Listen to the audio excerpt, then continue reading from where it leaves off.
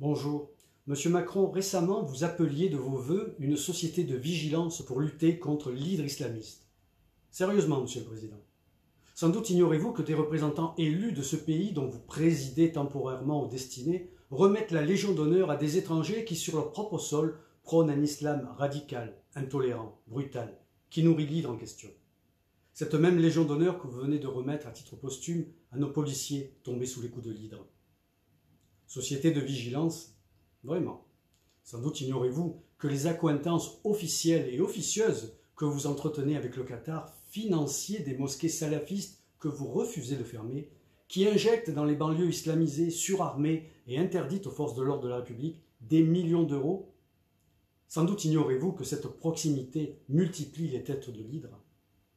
Société de vigilance, j'en doute. Ignorez-vous que 70% des détenus des prisons françaises sont musulmans et constituent le vivier de l'hydre. Sans doute ignorez-vous également que 450 détenus condamnés pour terrorisme vont sortir d'ici fin 2019. Société de vigilance. Sans doute ignorez-vous, Monsieur Macron, que dans le même temps, près de 400 djihadistes français détenus en Syrie, fidèles serviteurs de l'hydre, seront également de retour en France, conséquence directe de la trahison de notre diplomatie envers le peuple kurde. Vous savez, ces Kurdes qui, eux, ont combattu l'hydre, qui, eux, ont repoussé et vaincu l'État islamique, ces Kurdes que vous abandonnez lâchement à leur inéluctable assassinat.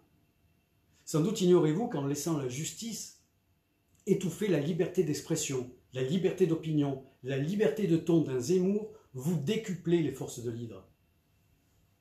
Sans doute ignorez-vous, Monsieur Macron, que dans d'innombrables territoires en France, le cancer islamique s'est déjà métastasé.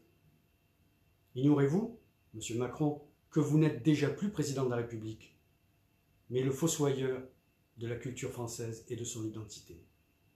Merci.